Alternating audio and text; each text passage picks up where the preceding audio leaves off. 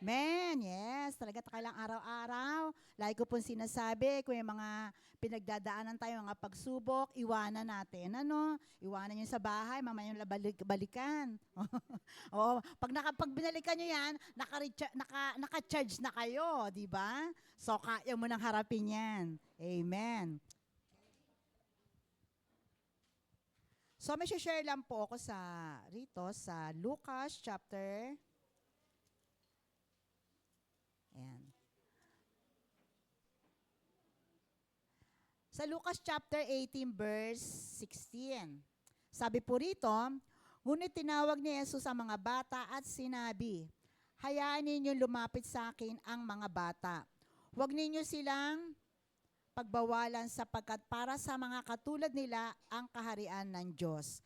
At dito rin sa Marcos chapter 10 verse 15, ganun din. Sabi, tandaan ninyo, ang sinumang hindi tumanggap sa kaharian ng Diyos, tulad ng pagtanggap sa isang bata ay hindi makakapasok sa kaharian ng Diyos. Amen. Sino po gustong pumasok sa kaharian ng Diyos? Amen. So lahat tayo. So, alam niyo naman ang bata, ang katangian ng bata, kahit siya pagalitan mo, mamaya wala na. No? Ngayon sa buhay natin spiritual, totoo, pwede mong indahin minsan yung mga pagsubok, mga problema, mga nangyayari, sandali lang ipagkatiwala natin sa Panginoon. Hindi na natin kailangan pang masyadong issue. Kasi tayo mga Kristiyano talagang hinubog na tayo sa mga pangyayari, sa mga sitwasyon, sa mga pagsubok, sa mga problema. Dahil alam nating may Diyos. Amen? Yeah. Kaya tingnan niyo yung bata pag, di ba, pag nag-aaway nga daw yan, sabi nga, pag nag-aaway ang mga bata, adyan yung mga nanay, sa mga bata okay lang, yung mga nanay hindi pa okay yan eh. Oo, mag-iirapan pa yan kung magkapit-bahay yan. Kasi andun yung parang nag-away mga anak namin, yung anak niya, o di ba? Eh, inano mo na, parang inawat mo na, kayo naman magkumari ang magkaaway. So, ganon. Kaya nga sabi sa ating buhay spiritual, bayaan mo tayo parang lagi tayong nakapokus o lagi tayong humihingi lagi ng ano sa ating Ama. Amen. Lagi parang tayong nagbe-baby. Lagi tayong nananalangin, may problema, pagsubok, nagsusumbong tayo. Amen? So, ganyan yung mga ano ng mga bata. Kaya tayo ay mayroon tayong chance na makapasok sa kaharian ng Diyos. Dahil tayo hindi isip bata, kundi batang espiritual na laging hinahanap natin ang Panginoon. Amen? Amen. Says tayo po yung magsitayo para tayong lahat ay pagdating na araw, magpupuri, sasamba tayo sa kaharian ng Diyos. Sige po, tayo manalangin. Hallelujah. Panginoon Diyos, sa aming Ama sa langit, maraming pong salamat. Dahil tunay nga, Lord, na kami, Panginoon, ay isang batang laging umiiyak, Panginoon, sa inyo. Laging hinahanap, Lord, ang iyong kalinga. Ang iyong, Panginoon, Lord, God, ng pagkupkop sa amin. Na lagi ka lang, Panginoon, namin, Lord, na tinatawag, Panginoon. Kaya, Ama, salamat po. At ang aming mga buhay spiritual, Panginoon, Lord, God, lalo mong palakasin, patatagin, Panginoon. Dahil tunay nga, Lord, kayong pinagmula ng aming pananampalataya. Ama, marami pong salamat sa oras ito, Lord, at muli kami, Panginoon, sa Sunday na to, second service. Pagpalain niyo po ang gawain ito, Lord, na lalo pa, Panginoon, na dagdagan niyo pa ang aming Panginoon na kaalaman, dagdagan niyo pa aming kalakasan espiritual sa pakikinig ng mga salita at maging sa bawat bahagi ng gawain ito mula sa praise and worship, mula sa testimony, sa word at sa giving, Lord God, hanggang sa pagkatapos. Samahan nawa kami, Ama ng Balasatong Espiritu. Nawa pakibukas niyo po ang aming mga puso't kaisipan na lahat, Panginoon, ay maunaw at maintindihan po namin. At ito'y maging kalakasan po namin. Pakipagpala, Panginoon, ang mga kapatiran po namin na darating at pupunta rito. Pakiingatan po sila, Panginoon, upang sama-sama kami, Panginoon, na pupuri at sasamba sa inyo. Humihingi rin po kami ng tawad sa aming mga pagkukulang, kasalanan, mga nasabi na akala namin tama, mga nagawa po namin, Lord God, na ito po hindi angkop sa iyong kagustuhan. Patawad po, Panginoon. Lord, pakilinisin niyo po kami upang maging malinis kami sa hirapan at kami nga po'y haharap sa inyo sa oras na ito. Salamat po, Ama, nawa, Panginoon, ikaw ay matanghal, ikaw ang mapangarangalan, ikaw ang bigyan lagi ng kapurihan sa buhay namin. Salamat po, Ama, at ito po aming samo panalangin sa matamis na pangalan pa ng Jesus. Amen. Amen. Hallelujah.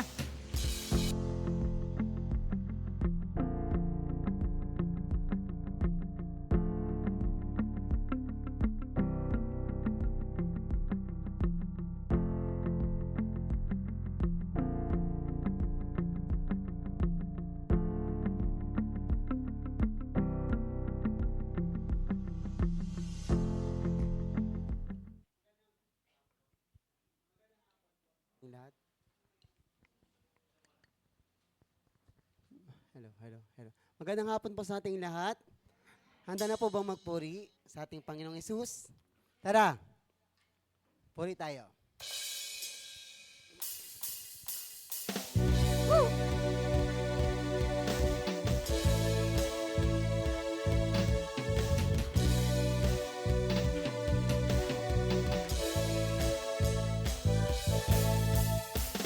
Hosanna, Gloria, Jehovah Messiah, at hinatawitan. Hosanna, Gloria, Noega, Alpha, at hinatawitan. Purihin ang kadakilaan niya, awitin natin katangian niya. Purihin ang kapangyarihan niya, alalahanin kabutihan niya. Halina, sumamba, sabay-sabay sa hallelujah. Hey! Hosanna, Gloria, Jaira, Raba, Halina, tawitan. Hosanna, Gloria, nanging hari at magawitan. Purihin ang kadakilaan niya, hawitin natin katangian niya. Purihin ang kapangyarihan niya, alalahanin kabutihan niya. Halina, sumamba, sabay-sabay sa hallelujah. Hey! Woo! Hosanna, Gloria, bilang kaibigan, halina, tawitan. Hosanna, Gloria, lumay karamay, halina, magsayawan. Hosanna, Gloria, Sama-sama halina magawitan. Hosanna, Gloria. Hosanna, Gloria, Halina magawitan. Hosanna, Gloria. Woo! Si Jesus, ang Diyos ng kapayapaan.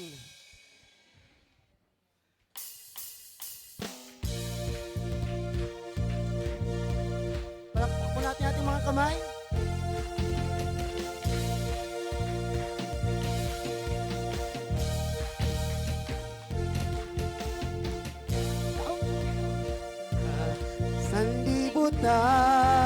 Sanlibutan, nakila Sa iyong gawa, hanga-hanga.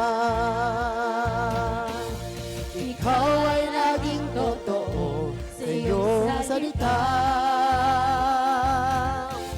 Pangako may laging tapat, tapat. maasahan. Minsan pa, ikaw ang tanging may limha ng sanlibutan. Dakila ka sa iyong gawa, Kahanga-hanga,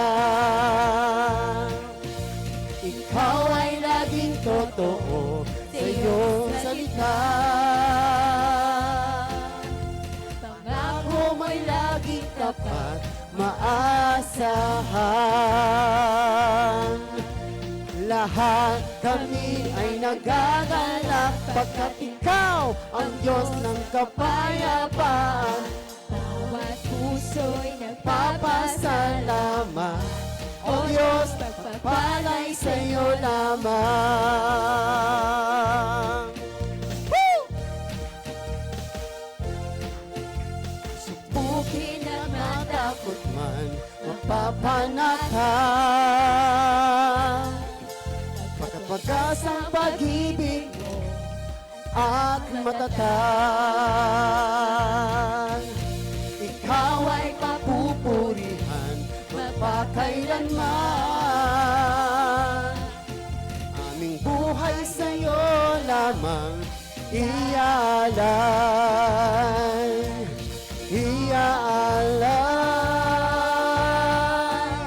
Lahat kami ay nagagalak pagkat ikaw ang Diyos ng kapayapaan.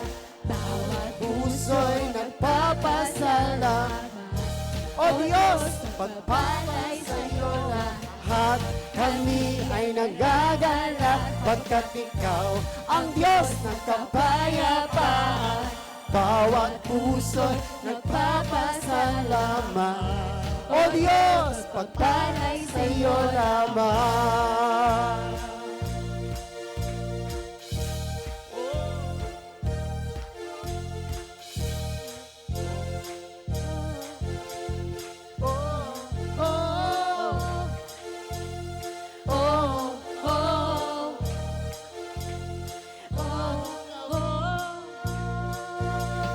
Bagong awitin, sa'yo lamang. Aming dalangin ay kapayapaan. Bagong awitin, sa'yo lamang. Jesus ay purihin, magpakailanman. Bagong awitin, sa'yo lamang. Aming dalangin ay kapayapaan. Bagong Awitin, sa'yo lamang. Jesus ay purihin, Magpakailanman, lahat kami ay nagagalak pagkat ikaw ang Diyos ng kapayapaan.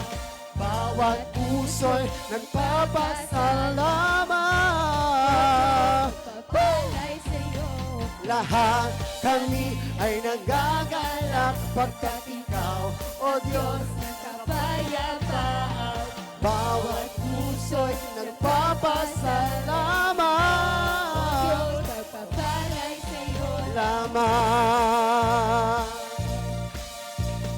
Bagong awitin, Sa'yo lamang aming dalangin ay kapayapaan. Bagong awitin, sa'yo lamang. Jesus ay purihin,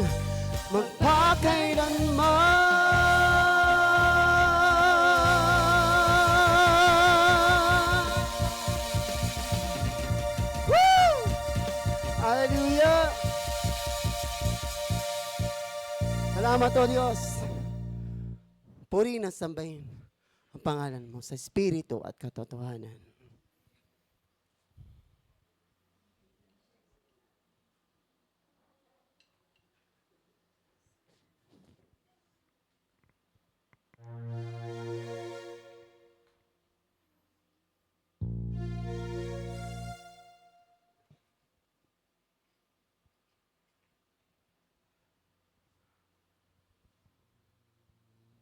Hallelujah.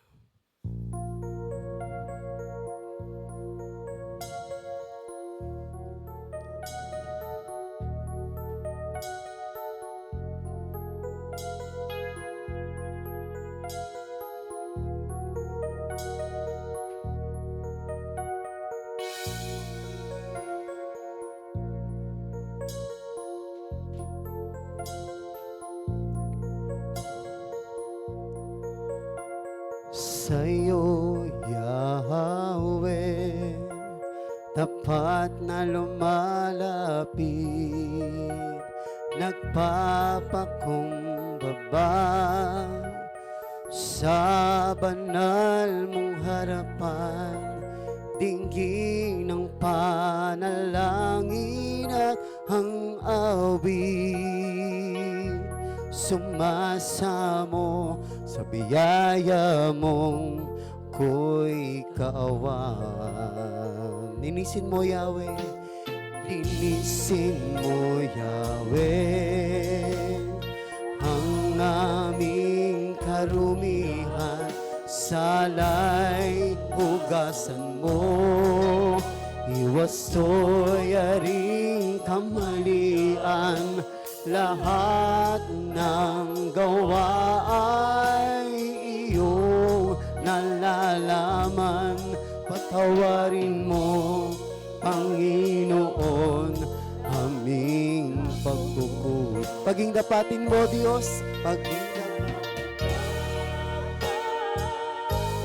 ang pampaningin, isang pusong tapat, O Diyos, sa aming iyong likhain. Bigyan mo, Yahweh, ng bagong damdamin, ang iyong Espiritong banal ang siyang papagharin, papagharin. O Diyos, hangarin ng puso'y lubos mong nababatid, laman ng isipan sa iyo ay hindi lingid, sa aming kalikuan kami iyong ituwid, sa walang hanggan samahan mo at ihatid. Gawing karapat-dapat, gawing karapat-dapat sa pagpupuri, sa pagdulog, paghahandog, sa iyo ng luwalhati. Maging dapatin mo sa pagsamba, O Diyos, sana ay tanggapin ang aking buhay. Buhay na bang gawing karapat-dapat, gawing karapat-dapat sa pagpupuri, sa pagdulog, paghahandog, sa iyo ng luwalhati. Paging dapatin mo, O Diyos, sa pagsamba, O Diyos, sana ay tanggapin ang aking buhay. Buhay na ba, O Diyos, tanggapin mo.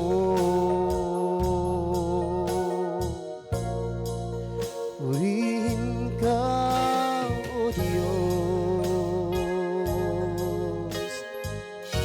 Purihin ka, O Yahweh.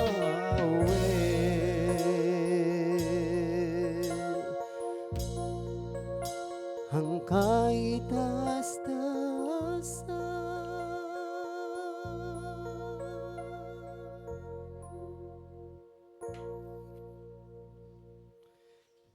kailan nga ba nagkulang ang Panginoon? Hindi siya po nagkulang. Sinabi niya po sa Psalms 23, The Lord is my shepherd, I shall not want. Thank you, Lord.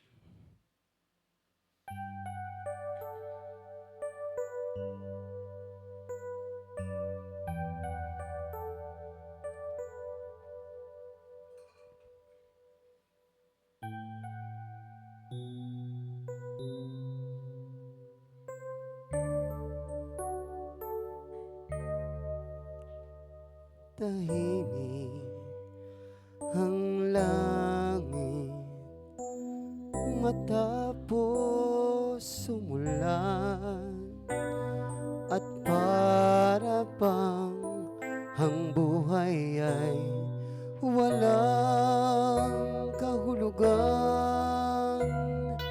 Binay matamlay, kapos sa kulay,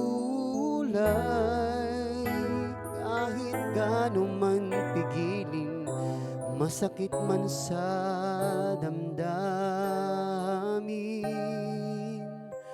Tulong ng langit kahit tahimik, hinihintay. Sa isang saglit mawawaglit, lungkot at lumbay, nagkulang man ngayon, biyaya'y darating sa tamang panahon.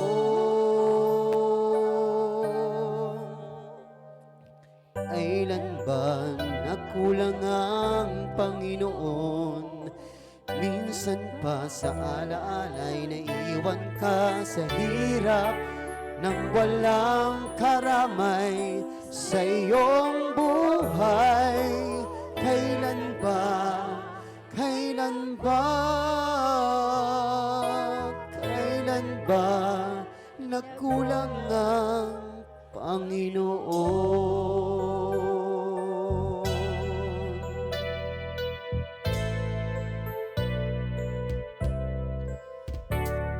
Tulong ng langit kahit tahimik hinihintay.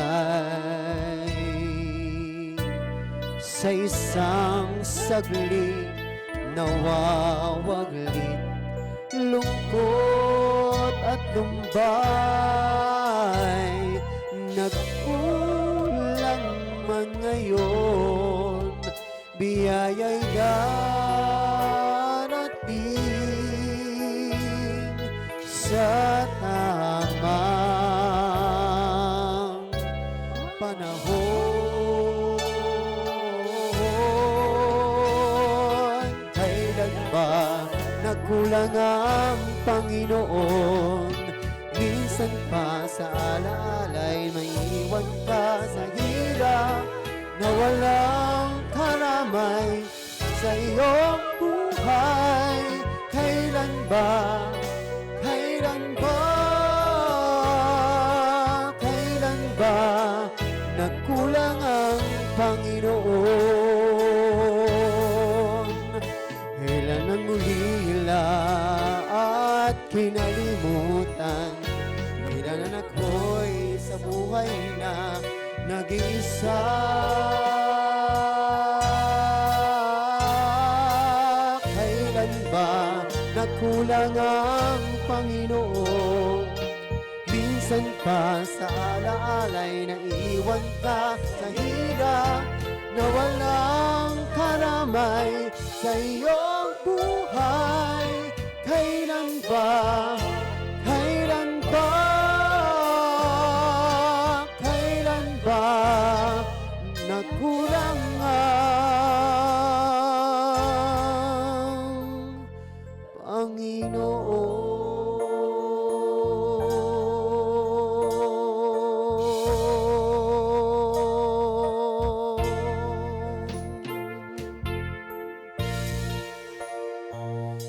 Hallelujah, purihin ka.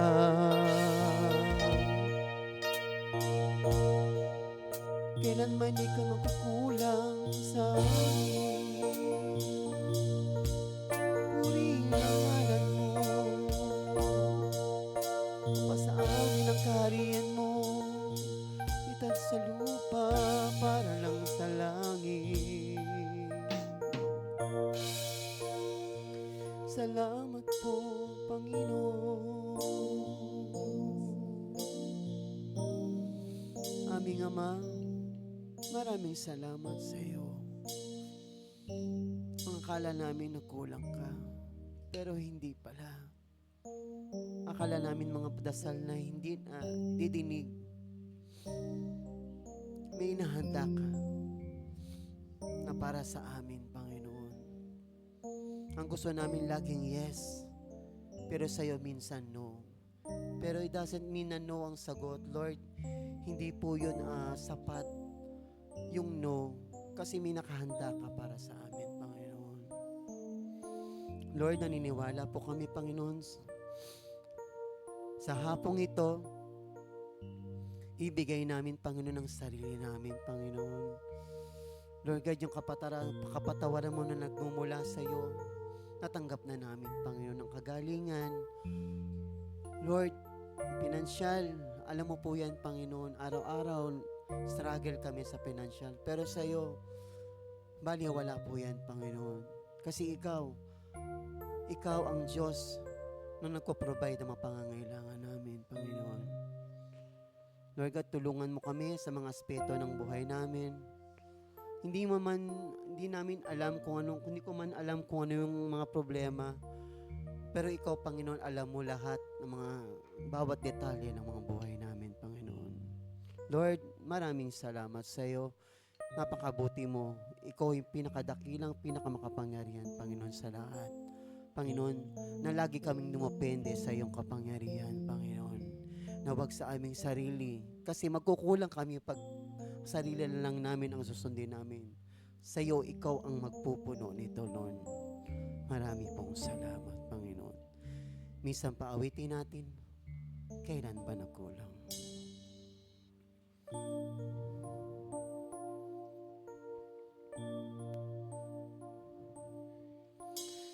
Kailan ba nagkulang ang Panginoon?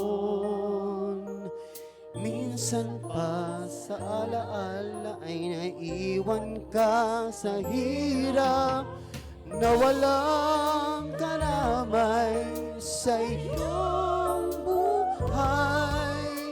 Kailan ba? Kailan ba?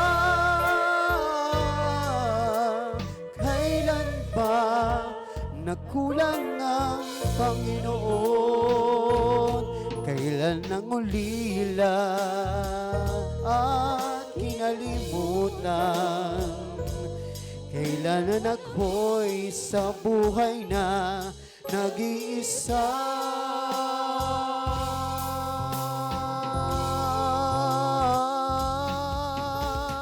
Kailan ba nagkulang ang Panginoon? Minsan pa sa alaala ay naiwan ka sa hirap na walang karamay sa iyong buhay. Kailan ba? Kailan ba? Kailan ba nagkulang ang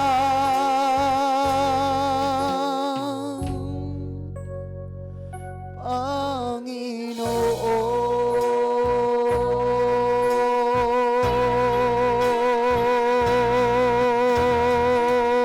Ito po ang aming panalangin sa matamis sa pangalan ng Panginoong Yesus.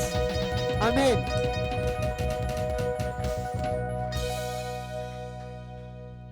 Hallelujah. Magbatian po tayo sa pangalan ng Panginoong Yesus. Diyos ng kapayapaan. Woo! Batian po tayo.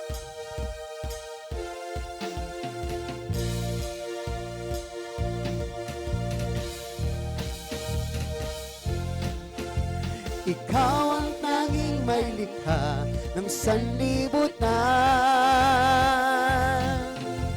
Ikaw Pinakasayong gawa kahanga-hanga.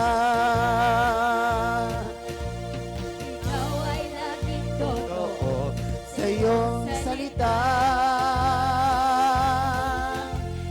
Pangako Mo'y laging tapat, maaasahan. Ikaw ang tanging may likha ng sanlibutan. Nakila ka sa iyong gawa, kahanga-hanga. Ikaw ay laging totoo sa iyong salita. Pangako mo'y laging tapat. Maasahan. Lahat kami ay nagagalak pagkat ikaw, O Diyos ng kapayapaan. Bawat Puso nagpapasalamat. O salamat. Diyos, pagpapalay sa iyo Lord, lang.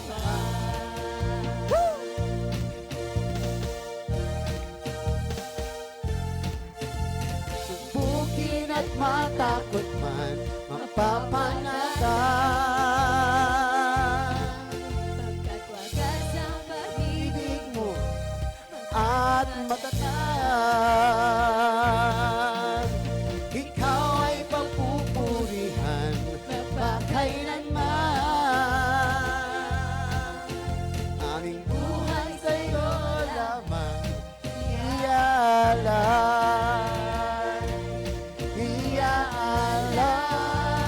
Iaalay. Lahat kami ay nagagalak pagkat ikaw ang Diyos ng kapayapaan. Bawat puso'y Nagpapasalamat, O salamat Diyos, pagpapalay sa'yo. Lahat kami ay nagagalak pagkat ikaw, O Diyos ng kapayapaan. Bawat puso'y O Diyos, palay sa'yo lamang.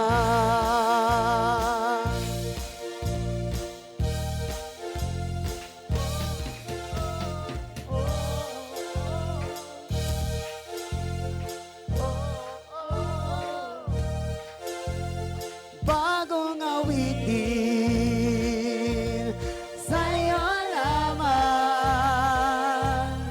Aming dalangin ay kapayapaan. Bagong awitin sa'yo lamang. Jesus ay purihin magpakailanman. Bagong awitin sa'yo lamang. Aming dalangin ay kapayapaan. Bagong awitin sa'yo lamang. Jesus ay purihin magpakailanman. Lahat kami ay nagagalak pagkat ikaw ang Diyos ng kapayapaan. bawat puso'y Nagpapasalamat, O Diyos, salamat. pagpapalay sa'yo. Lahat kami ay nagagalak pagkat ikaw ang Diyos ng kapayapaan. Bawat puso'y nagpapasalamat. O Diyos, Pagpapalay sa'yo lamang. Bagong awitin sa'yo lamang. Aming dalangin ay kapayapaan. Bagong awitin sa'yo lamang. Jesus ay purihin magpakailanman. Woo! Thank you, Lord. Salamat po, Panginoon.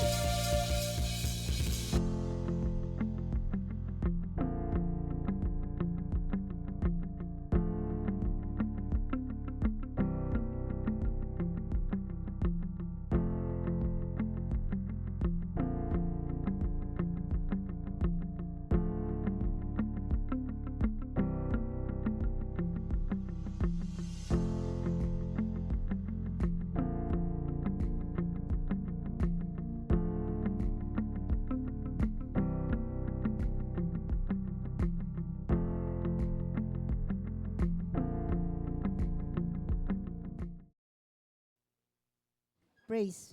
Amen. Hallelujah. Amen. Salamat sa Panginoon na lahat tayo ay pinagpala at masaya. Amen. Yes. Lagi masaya. Sabi nga ng, di ba nga, lagi tayong magalak. No, magalak tayo sa kabila ng mga pagsubok. Dahil alam nating may Diyos. Amen. Hallelujah. Sige, sino pa ang mga pinagpala? Alam ko,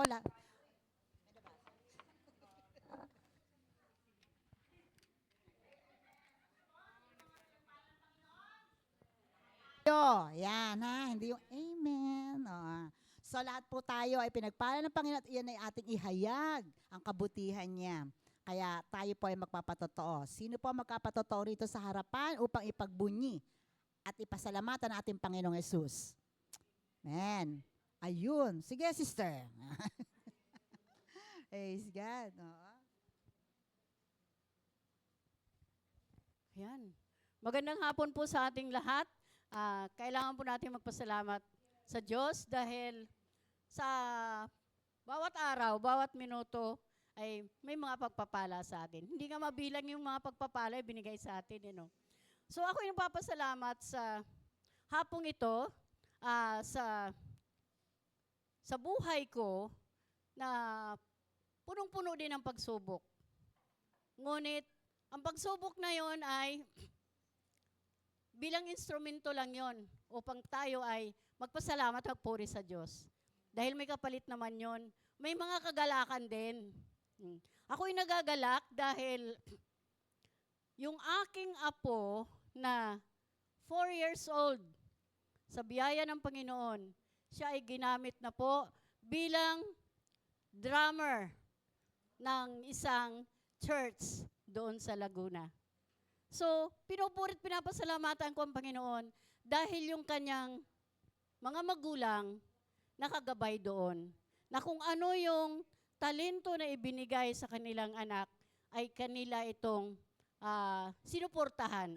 Kaya, nagpapasalamat ako sa Diyos na sa kabila ng mga pagsubok, ito naman ang kagalakan. So, tutuon tayo doon sa kagalakan. Huwag tayong tuon doon sa pagsubok. Kasi ang pagsubok, matutuwa pa yan ang kaaway kung yan ay pinagtutuunan mo ng pansin.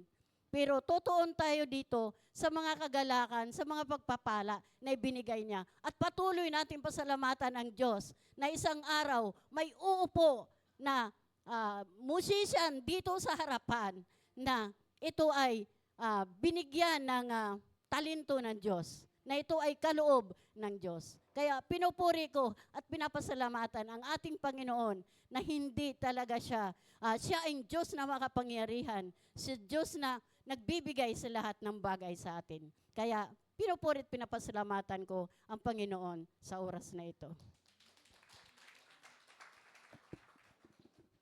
Amen. Proud Lola. No, may musician na siya. 4 years old, ano. Talaga naman, kasi pag may tinuro ka sa bata, at yan ay talaga namang galing sa Panginoon, matututo yan. Dahil tinuruan natin. Amen. O, sino pa ang magkapasalamat? Sino po ay pagbubunyi ang kabuti ng Lord? Si Sister Joy. Yan.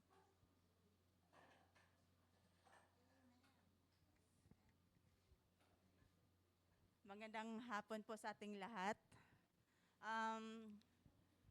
Ako po ay nagpapasalamat kay Lord kasi natapos na po yung 8th session ko na chemotherapy. At grabe. Grabe yung pinagdaanan ko noon, Diyos ko. Pero andito ako ngayon sa harapan nyo at last week po may mga laboratories, yung mammogram, natatakot po talaga ako noon. Yung mammogram kasi iniipit po talaga yung breast namin. Diyos ko, kaya sabi ko kay Ate Oni ko, Ate, pag-pray mo ako kaya na wala akong maramdamang pain kasi left and right, diin-diin talaga. Tapos, kahit nagtapos na yung chemo ko, mayroon pa rin natira talagang bukol. Pero alam ko na mawawala to. Kasi alam ko po na may kapangyarihan ng Lord na yung buhay ko, sinurrender ko na talaga sa Kanya. Kasi kahit marami akong pera, kahit milyon-milyon pa yan, pero pag si Lord na po ang magdesisyon sa buhay natin, wala tayong magagawa. Kaya sa ngayon po, lahat sinurrender ko na kay Lord. At lagi ko pong hinihingi sa Kanya yung favor sa laboratories lahat na normal. At may operahan po talaga ako at kailangan tanggalin lahat yung left breast. So, tapos magtanggal daw sila, yung tawag doon yung fat grafting. Magtanggal sila ng balat sa legs ko. Pero, yun nga, siguro mga 2nd or 3rd week ng Feb ngayong buwan, yun na. Yung 2nd na naman na haharapin kong laban sa buhay. Pero, alam ko po na hindi ako pababayaan ni Lord. alam ko po. At salamat sa inyo na alam ko po andyan kayo, si Ate Oni na nagpipray lagi sa akin. Pastor Nap, si Brothers. Ayan. So, thank you po at basta patuloy lang. Kahit anong pagsubok pa yan. Kasi hindi ko akalain na makakayanan ko lahat to. Akala ko dead end na eh. Cancer, grabe, basta kahit sino siguro makarinig ng cancer, natatakot. Pero ito ako ngayon. Malakas. Malakas. Thank you, Lord. Amen. Si Lord and the great physician. Amen. O, wala na yan. Pangalan lang yan. At ang kagalingan pa rin sa Panginoon. At ipapatotoo mo. Talagang ang bait ng Lord sa buhay ng bawat mga anak niya. Amen. Sino pa ho magkapatotoo? Si Ate Baby. Yan.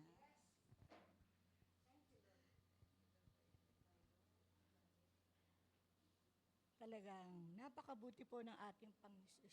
Thank you kay Lord dahil talaga naman si kaaway gagawa't gagawa ng paraan. Pero hindi po tayo titigil talaga. Dahil tayo mananampalataya is manggagawa. Tuloy-tuloy lang po. Sa akin naman, walang tinanggal. Siya ang nagtanggal, nagtunaw. Pero, siyempre, nandito tayo. Talaga naman, aalis ako. Pag minsan talagang ganun kasama eh. Pero huwag tayong patitinag. Kahit ano nararamdaman natin. 2 weeks na to, pero hindi po tayo patitigil. Hindi tayo pahadlang sa mga kaaway na yan. Pero tama anak, ang pinagaling ng Panginoon. Pangako niya sa Santiago eh. Sinabi niya sa Santiago yan eh. Pagagalingin ng Diyos ang may sakit dahil sa panalangin na may pananampalataya. At muli palalakasin ng Panginoon. At kung siya'y nagkasala, patatawarin sa mga kasalanan. Kaya tayo, pirmi natin iisipin, ay Lord, paalala mo sa akin na mahal mo ako. At paalala mo sa akin, pinatawad mo ako. At paalala mo sa akin, pinagaling mo na akong lubusan. Kaya thank you kay Lord. Huwag tayong aatras. Pasalong lang po tayo. Mahirap pag umatras tayo. Kahit may dinaramdam, tuloy-tuloy lang po. Nung nasa Greenview nga ako grabe ang dinanas ko talaga. Kulang na lang. Yung salita ni Pastor Nap, lalagpasan ko sa sakit ko, sa sigaw ko sa church. Kung maari lang. Lahat ng pangyayari sa buhay ko, talaga lahat. Grabe ang ginawa sa akin. Pero hindi siya nagtagumpay. Narito tayo, eto na tayo. Sa pangalan ni Jesus, huwag tayong patitinag. Patuloy tayo. Talagang, hindi tayo karapat-dapat pagkatiwalaan, pero pinagkatiwalaan tayo na isa tayong maka-attend sa pagtitipong banal. Kaya thank you kay Lord. Salamat po sa Diyos po ang papuri. Sapagkat talagang pangako ng Panginoon sa kanyang mga latay tayo gumaling. Dahil bawat pako, bawat sakit na hinagupit kay Lord, yun yung kasalanan, kahirapan, karamdaman, pinako na yan eh. Kaya tayo ay pinagtagumpayan ng Panginoon dahil tagumpay na siya. Amen? O, sino pa ho? Isa na lang, brother. Ayan.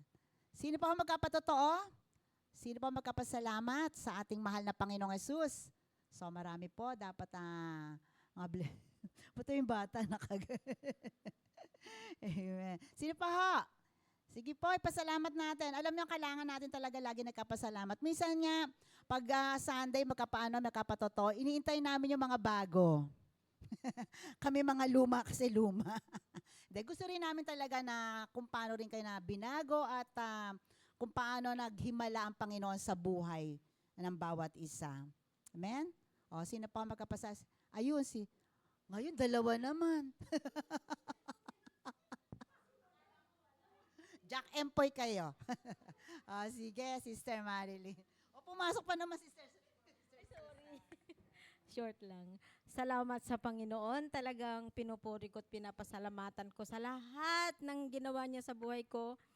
yun din po yung himalang buhay na pinagkalob sa akin. Talagang hindi ako nagsasawang magpasalamat sa Kanya dahil yung mga nararamdaman ko, unti-unti na pong nawawala. Wala na po yung pananakit ng... Dati hindi ko maitaas to eh. Pero ngayon wala na yung kirot. Talagang, pati yung pampamanhid ng paa ko, pag tayo ko talagang napakalakas. Kala mo yung grounded talaga. Ngayon wala na yung pamanhid ng paa ko. Talagang magpapasalamat talaga ako sa Panginoon dahil sa himalang buhay na pinagkalob sa akin.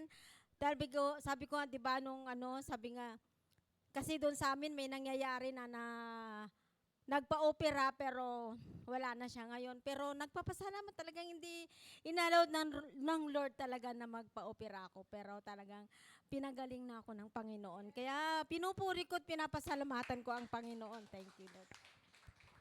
Himalang buhay na binigay ng Panginoon. Amen. Napakabuti. Maraming pong salamat sa mga nagpatotoo, ipinahayag ang kabutihan ng Panginoon. At ngayon naman, handa ang ating puso, ang ating isip dahil mas higit pa to sa pagpapala ang kanyang banal na salita. So tinatawagan ko po ang ating mahal na pastor, si Pastor Nap Castillon.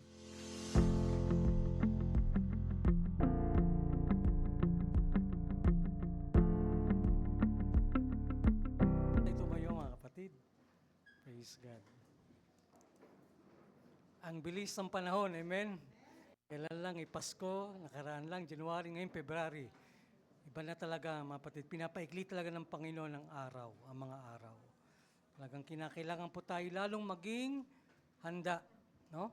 Lagi tayong alerto sa ating spiritual na buhay, sa mga sinabi ng Panginoon na kahit anong oras, kahit anong panahon, siya ay babalik. At ang nakakatakot pa doon, mga kapatid, nakakatakot talaga sa mga taong walang pag-asa, walang Panginoon sa puso. Ang nakakatakot doon sinasabi ni Lord, darating ang Panginoong Hesus sa oras na hindi siya iniisip ng tao. Delikado yun, di ba? Maraming umaagaw ng ating kaisipan, ng ating mga tensyon. Ang dami, kung ating susuriin lang ang ating mga personal na ginagawa araw-araw, tayo nakakaalam kung ano po yung mga nakakaagaw ng ating atensyon para sa Panginoong Hesus. Pero dahil tayo po'y binigyan na ng Panginoon ng paalala, babala, alam natin kung paano natin laging paghahandaan ang pagbabalik ng Panginoong Hesus. Amen, mga kapatid? Kung ikaw ay na kay Kristo, manatili tayong tapat sa Panginoong Hesus. Amen? Lalong babad sa salita ng Diyos, lalong maging tapat sa pagdalo sa ating pagtitipong banal, at lalo nating paglingkuran ng Panginoon.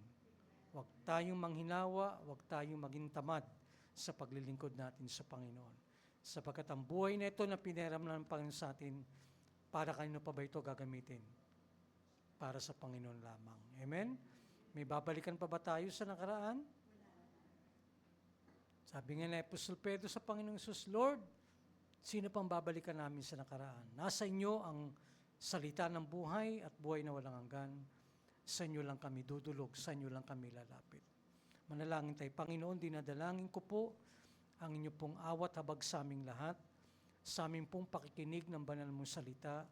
Dinadalangin ko po, Panginoon, na bigyan niyo po ng kaliwanagan ang aming mga puso't kaisipan.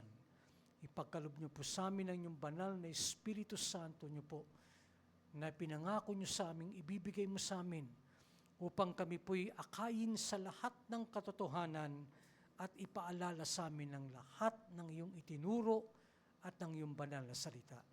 Mahal namin, Panginoong Hesus, ang aming samot panalangin na habang kami po'y tinutulungan mong makinig ng buong puso at buong kababaang loob sa banal mong salita, pakitanim niyo po ang inyong maawaing kautusan sa aming mga isip at pakiukit po ninyo sa aming mga puso ang banal at makapangyarihan mong salita upang tulungan kami na magkaroon kami at maranasan namin palagi ang himala ng pagbabagong buhay na iyo pong itinakda at ginagawa sa amin.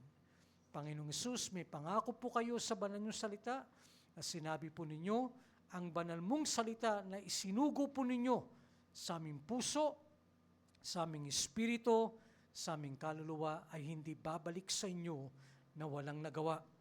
Matutupad ng banal mong salita ang layunin ng pagkasugo niyo po sa aming buhay. Ang salita ng Diyos, banal, perpekto, at mapapagkatiwalaan.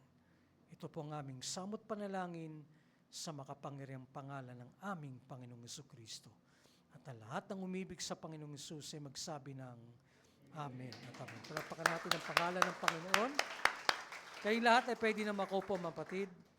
Ang ating pong main text, simula po nung ito'y sinimula natin, ang mensaheng ito ay hinango po natin sa Ebanghelyo ni Apostol Lucas, Kabanatang 10, talatang 27, na ito po ay hinango naman ng ating Panginoon sa lumang tipan sa Deuteronomy chapter 6, verse 5. At ano po ang talatang ito?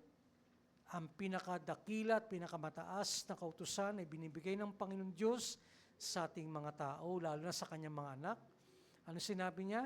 Ibigin at mahalin natin ang ating, sino raw po ang object, sino raw po ang sentro, ang focus. Sino daw pong ating iibigin at mamahalin? Walang iba kundi ang ating Panginoong Hesus, ang ating dakilang Diyos, ng buo nating puso, ng buo nating kaluluwa, ng buong pag-iisip at buong kalakasan. At doon lamang kapag yan po ay naging buhay sa ating pagkatao, magagawa naman nating mahalin natin ang ating kapwa. Pag sinabing kapwa, significant others, kung sino man yan, kapamilya mo, magulang, asawa, anak, kapatid, kamag-anak, kapatiran, kapitbahay, lahat. Magagawa natin silang mahalin ng tama. Nanigo ba ninyo mga kapatid? Magiging tama ang ating pong pagmamahal sa kanila. Ibig sabihin ng tama, ayon sa salita ng Diyos, ayon sa kalooban ng Diyos, nakalulugod sa Diyos. Kapag tayo po ay nabubuhay sa pagmamahal natin sa Panginoon. At yan po, mapatid, ay binanggit muli sa Deuteronomy chapter 6, verse 5, na sinabi nga dyan, pakinggan mo, Israel, pakinggan mo, sangkatauhan, ang Panginoon Diyos ay nag-iisang Diyos lamang. Amen? Nangangahulugan, wala tayong ibang paglilingkuran at paghahandugan ng buhay natin, kundi ang atin lamang Panginoon Diyos. Na siya ay ating ibigin, mahalin ng buong puso, ng buong kaluluwa, ng buong lakas at pag-iisip. At sabi nga niya, inuulit ko lang, ang katotohanan patungkol sa pagmamahal natin sa Panginoon ay kinakailangan pala mga kapatid na lagi po ninyong ini-inculcate o ini-imbibe. Sabihin, inuulit-ulit ninyo sa mga susunod na henerasyon. Mula sa inyong mga anak, nakababatang kapatid, mga apo, pamangkin, nakababatang henerasyon, kinakailangan pala na bata pa lamang sila, kahit mura pa lang ang pag-iisip nila, hindi po natin sila dapat maliitin, hindi po natin sila dapat mapatid baliwalain. They have the capability to absorb the truth. Tandaan nyo, sinabi sa Psalms chapter 8, mula sa labi ng mga bata at mga sanggol, lalabas ang pagpupuri nila sa Diyos. So children are capable of knowing God, not necessarily through their actions or their lifestyles, but in their spirit, in their young mind, sa kalang murang kaisipan, sa kalang espiritu, mauunawaan na nila at makikilala nila ang ating mahal na Panginoong Hesus. Sapagkat yan ang sinabi ng Diyos. Kaya nga sinabi, di ba, sa aklat ni Apostol Marcos, huwag niyong pigilan ang mga batang lumapit sa akin, sabi ng Panginoong Hesus, sapagkat sa kanila nabibilang ang kaharian ng Diyos. Kaya abang bata pa lang, itong una nating tinuturo sa ating mga nakababatang kapwa. Ang ano, na isa lang ang Diyos, siya lang ang ating Panginoong Hesus, at karapat dapat siyang ibigin at mahalin ng buong puso, buong kaluluwa, buong lakas, at buong pag-iisip. Naunawan po ba natin mga kapatid? Pinag-uusapan pala yan. Mga magulang, atit kuya, mga lolo't lola, mga nakakatandang henerasyon, dapat pala sa atin magsimula yan. Sa atin magsimula. na pinag-uusapan natin at pinahalagan talaga natin ang katotohanan ng salita ng Diyos. Yung pagmamahal natin sa Diyos, hindi lang sa pananalita, kundi sa ating mga sariling buhay, yan po'y sinasagawa natin kasama ang nakakabatang henerasyon. Pinag-uusapan habang kumakain. Pinag-uusapan habang nagpapahinga. Pinag-uusapan, talagang ibig sabihin, talagang kayo'y hahanap at gagawa ng tinatawag na sapat na panahon at oras kasama natin ang mga nakakabatang henerasyon at lagi nating ipinakikilala, pinapatotoo at pinapaalala sa kanila na iisa lang ang ating Diyos sa buhay, ang ating Panginoong Hesus, Panginoon tagapagligtas, at siya'y kinakailang ibigin at mahalin ng buo nating puso, kaluluwa, isip at lakas. At yan ang nakakalugot sa Panginoon. Inumpisahan natin ito, mga kapatid, at ngayon ito po tayo po ay magpapatuloy ng ating Panginoon. Sabi nga po dyan, ang pagmamahal natin sa Diyos, ito ang pinakamataas na dahilan at layunin kung bakit tayo nabubuhay. Loving God, our ultimate reason for living. Nabubuhay tayo dahil iibigin natin ang Diyos, mamahalin natin siya. Nagkaroon na tayo ng direksyon, nagkaroon na tayo ng pangunawa, nagkaroon na ng kaulugan ang buhay natin. Nagkaroon na ng layunin kung bakit tayo nabubuhay, bakit tayo pinanganak, bakit tayo naging tao. At ang pinaka-tugatog o yung pinaka-ultimate reason is this, to love God. Mahalin ang Diyos na lumikha sa atin at nagpahiram sa atin ng buhay. Yan ang pinakatangi at pinakamataas na dahilan at layunin na bakit hanggang ngayon binubuhay tayo ng Panginoon. Nauso dati yung mga advertisement na ipinakita ng Nescafe. Bumabangon yung mga tao dahil sa Nescafe, dahil doon sa bango at amoy ng kape. Ngayon ba ganun tayo? Bakit tayo bumabangon? Bumabangon tayo para, mapatid para purihin, sambahin ang Panginoon. Amen? Mabuhay para sa Diyos. Paglingkuran ng Panginoong Hesus. Nabubuhay para sa Kanya. Pinapayagan tayo ng Panginoon, in other words, sa biyaya niya, sa Kanyang pagmamahal, sa Kanyang awa, pinapayagan tayo ng Diyos na go on with your daily human activities that I have ordained for each and every one of you to do. Enjoy what the Lord has been giving us. Talagang aanin natin yan, i-enjoy natin yan. But never, never forget, huwag natin kalilimutan, bakit ka humihinga? Bakit ka nakakilos? Ba't ka nakapag-isip ng tama? Ba't ka nakakarinig? Ba't ka nakakapaghanap buhay? Ba't ka nakakapagsalita? Huwag natin kalilimutan dahil meron tayong Panginoong Hesus na bumubuhay sa atin, nagpapakilos at nagpapagalaw sa ating katawan araw-araw, at kumukumpleto ng ating pagkatao. In Him, we live. In the Lord Jesus Christ, we live and move and have our being. Hindi pa ba yan sapat para ibigin at mahalin natin ang Panginoon? Mga kapatid? Hindi pa ba yan sapat? Lumabas ka ng bahay, sa biyaya ng Panginoon, nagawa mo ang layunin ng paglabas mo ng bahay, kung nagtrabaho ka man, kung may importante kang ginawa, nakauwi ka ng bahay, ligtas, walang masamang nangyari sa iyo, hindi pa ba sapat na dahilan yan para mahalin natin ang Panginoon? Amen? Nanawa niyo ibig ko sabihin na wala niyo sinasabi ng Bible? Kaya dito, sabi ko sa inyo mga kapatid, ang Diyos natin ay napakabuti at mapagmahal. Karapat dapat lang nating suklian ang kanyang pag-ibig na ibinigay niya sa atin. Sabi ko sa inyo nakarang Sunday, sa isang poignant account which the Apostle John was able to write down, yung John chapter 21, na pagkatapos sa 3 araw ang Panginoong Hesus ay muling nabuhay at ang kanyang mga alagad ay bumalik sa kanilang ordinaryo at dating ginagawa bago sila sumunod sa Panginoong Hesus bilang mga apostol ng Panginoon.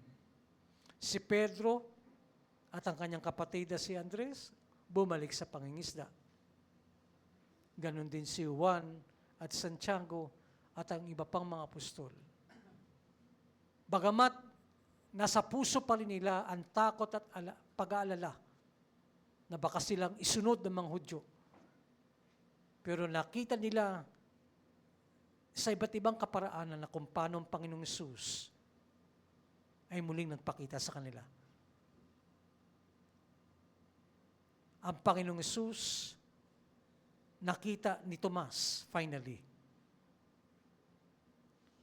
Naitusok niya ang kanyang daliri doon sa pinagpakuan sa kanyang palad at maging sa kanyang tagiliran. At nung naipasok niya, sapagkat yan ang kanyang hinihingi, dahil nung una nagpakita ang Panginoon, wala si Tomas. At nung tuwan-tuwang nagsabi ang kanyang mga kapwa-apostol, sabi niya, hindi ako maniniwala. Hindi ako maniniwala hanggat hindi ko personal na naitusok ang aking daliri doon sa butas ng kanyang palad at doon sa tagiliran. Habang sila po, mga kapatid, ay nagsasalo-salo sa isang hapunan, nakasarado, nakalak ang pinto, nakasarado mga bintana. Dahil hanggang nung panahon yun, takot na takot pa rin sila. Sila po'y nanginginig pa rin sa takot. Dahil sa nasaksiyan nilang ginawang kalapastangan at paghihirap, pag-torture, pagpatay, pagpako sa Panginoong Hesus sa krus. Kaya sila takot. Inaalala nila baka yan ay gawin din sa kanila. Kaya kanya-kanya silang tago, maliban kay Juan at kay Maria. Kaya nakalak ang kalang pintuan, nakalak ang kalang mga bintana. Biglang lumitaw sa kalang kalagitnaan ng ating Panginoong Jesucristo. Diba? At sinabi niya kay Tomas, alika, tigilan mo na yung kaalinlangan mo, Tomas, alika rito. Total, hinamon mo ko, hinamon mo ko na pag hindi mo na itusok doon ka, hindi ka maniniwala. O ito, sige, itusok. Kung ang nagpakita sa mga alagad ay multo o kaluluwa, hindi mo yan maipapasok. Pero aktual at pisikal na pinatutuo ng mga apostol at napasigaw si Tomas nung kanyang ipinasok ang kanyang daliri doon sa pinagpakuan sa ating Panginoong Hesus. Siya'y napasigaw, mga kapatid, at bigla niyang sinabi, Panginoon ko at Diyos ko. Panginoon ko at Diyos ko. Talagang bumalik siya, mga kapatid, sa kanyang spiritual sense. Bumalik siya doon sa spiritual na pundasyon na natanggap niya mula sa ang pananalig, ang pananampalataya, ang pagtitiwala sa lahat ng sinasabi ng Panginoong Hesus. Kaya siya namangha. At bigla siya sumigaw, Panginoon ko't Diyos ko. Kasi hindi madali yun, ha? Kita-kita mong namatay, kita-kita mong nilibing, muling nabuhay. Wala pa tayong nalalamang ganyan. Ang Panginoong Hesus lamang. At nung maipasok niya, doon ka lalo mamamanga, doon ka lalo tagang mangingilabot. Kasi kung multot, espiritu, kaluluwa lang yung nagpakita sa'yo, hindi mo yan mahihipo. Narinig niyo mga kapatid? Hindi natin mahihipo yun. Kaya may pag-asa tayo mga kapatid eh. May pag-asa talaga tayo. Yung pinangako ni Lord sa John chapter 11 verse 25, na ako ang buhay at muling pagkabuhay, ng sinumang sumampalataya sa akin, bagamat mamatay muling mabubuhay, at ang mga nabubuhay ay hindi mamamatay. Yan ang kanyang pinangako. Kaya hindi tayo dapat sabihin nating matakot. Ano man ang magiging kinabukasan natin? Hindi ba natin alam kung ano ang naghihintay sa atin sa taong 2026? Wala tayong kaalam-alam. Diba nga, nung nagkaroon ng pandemic, binigla lahat tayo eh. 2 taon tayong hindi nagkaroon ng gantong gawain. Diba mga batid, tatandaan nyo? Talagang nauuhaw, nagugutom ang ating mga kaluluwa. Binigla tayo. Naplano ba natin yon? Were we able to foresee it, that it will definitely happen in the future? Nating alam. At hindi natin kinakailangan pa kung ano pa ang nasa kinabukasan ko, anong inihanda ng Panginoon para sa atin. What lies ahead? before us. Hindi natin kailangan yon. Ang importante sa atin, may relasyon tayo sa Diyos. May Panginoon tayong pinagkakatiwalaan at sinasandalan natin sa lahat ng panahon at sa lahat ng sitwasyon nating buhay. Merong Panginoon Diyos, may makapangyarihan tayong Diyos ang ating mahal na Panginoong Hesus na may hawak ng ating buhay at ng ating kinabukasan. Kaya nung ang Panginoon nakaupo sa dalampasigan at nagluluto na ng inihaw na isda at may tinapay, tinawag niya ang kanyang mga alagad, si Pedro, kasi balik sila sa dating buhay. At nung makita niya na recognize siya, ay ang Panginoon yun. So nakita niyo, there was apprehension, there was, sabi nating, unbelief pa rin na nangyayari sa kanila. Bilang tao yan. Sa pagkatong panahon yan, ang banal na Espiritu Santo ng Panginoong Hesus ay hindi pa ibinibigay sa kanila. Kaya napakahirap na magbago ang kanilang puso at kaisipan. Kaya nung makita nila, nag-alinlangan pa rin sila. Lalo na si Pedro. Ano yung bakit? Kasi alam niya, ang laki ng kasalanan ko sa Panginoon. Ang laki ng atraso ko sa Panginoon. Itinatwa ko ang Panginoong Hesus. Pero nakita niya muli sa muling pagkakataon, inanyayaan siya ng Panginoon umupo kasama ang Panginoon at kumain. Bigla siyang tinanong ng Panginoon, Pedro, sabi niya, mahal mo ba talaga ako? Diba? Natandaan niyo? Sinabi ko sa nakarang Sunday. Ang Greek word ng mahal na ginamit ang Panginoon ng tinanong niya si Pedro ay agapaw. Peter, do you agapaw me? Ibig sabihin, ang pagmamahal ng Diyos ang sinasabi ng Panginoon kay Pedro. Peter, do you agapaw me? Mahal mo ba ako? Sagot ni Pedro, yes Lord, I phileo you. Opo, Panginoon.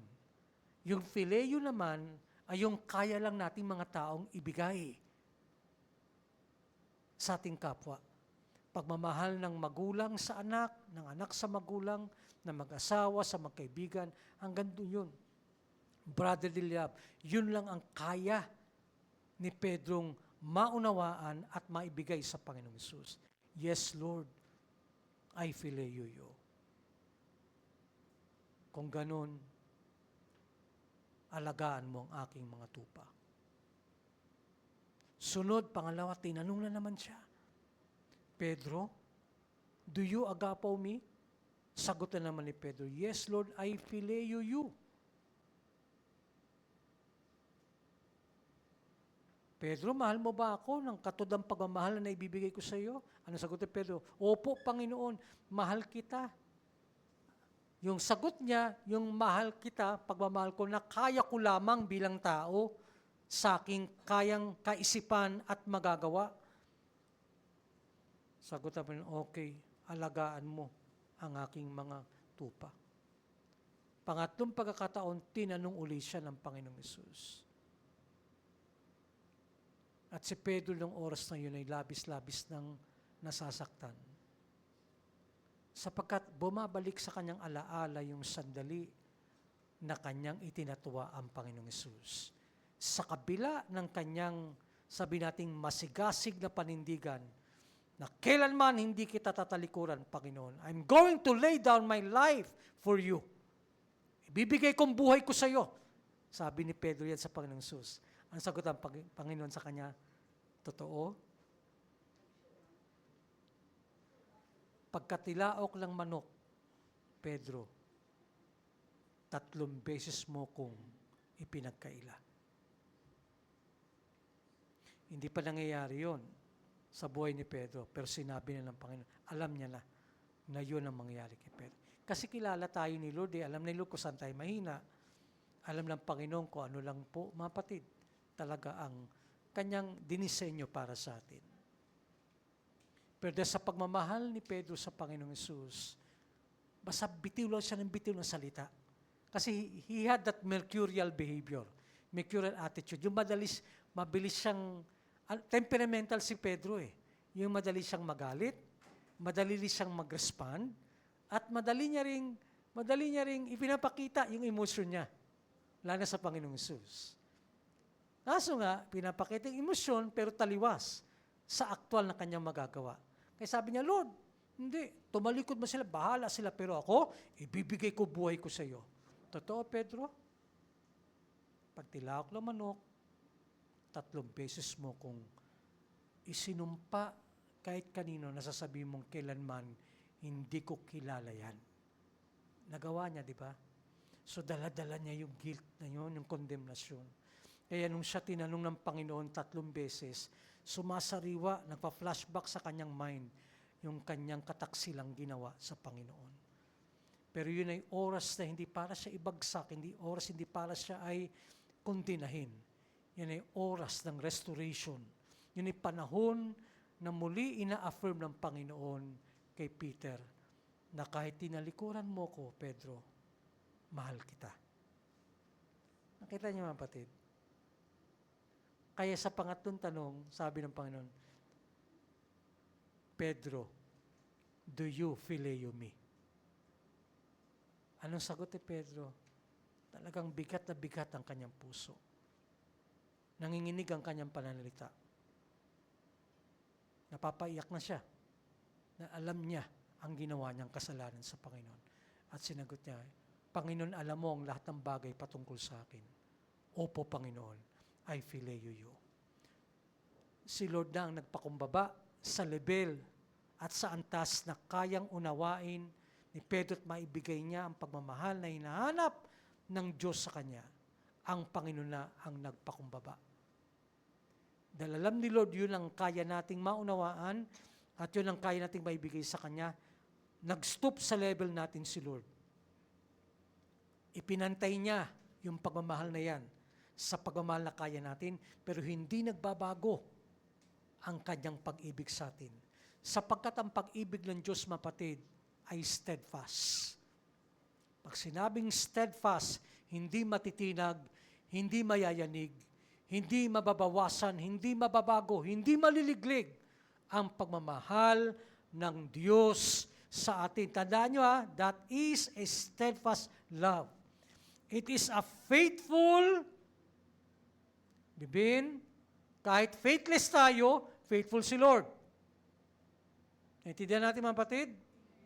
Kahit ilang beses na tayong nanlalamig o nagkukulang sa Panginoon, may mga panahon na mas sinusunod pa natin ang pita ng laman, yung tawag ng kamunduhan, mas inuuna pa natin ng ibang tao kaysa sa Panginoong Hesus, mas inuuna pa natin mga bagay na material na umaagaw ng ating devotion and attention sa Panginoon, mahal pa rin tayo ng Panginoon. Madalas matutulog tayo, hindi tayo nakakapag-pray, ginigising at binubuhay pa rin tayo ng Panginoon kinabukasan.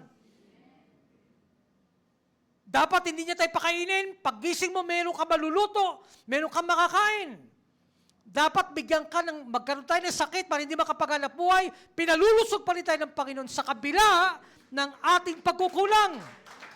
Sapagkat ang pag-ibig ng Diyos ay tapat, hindi nakabase sa sitwasyon ng kanyang minamahal na mga tao, nakabase yan sa kanyang katangian. Amen, mga kapatid? That is agape love. The highest form of love. The God kind of love. Unfailing love. Pag-ibig na hindi bumibigo. Pag-ibig na hindi lumilimot. Pag-ibig na hindi nangiiwan. Unfailing love. At covenant love. Pag sinabing covenant, dahil ang Diyos ay, ang isang karakter niya, He is a covenant-making God. Pag sabing covenant, lagi siya nakikipagtipan. Lagi siya pumapasok sa agreement o kontrata na both parties should affix the signatures. The moment any of the party will breach the contract or you will violate whatever is stipulated in the contract, you commit a crime. Kasi hindi ka tumupad. Tayo, bilang mga makasalanan, ever since na pumasok tayo sa covenant na yan, we always fail God. Lagi natin binibigo ang ating Panginoon. Pero dahil ang covenant na yan nag-emanate sa Diyos, sa Kanya nagsimula, kahit nabibigo tayo, patuloy pa rin tayo, mga kapatid, na minamahal ng Panginoon.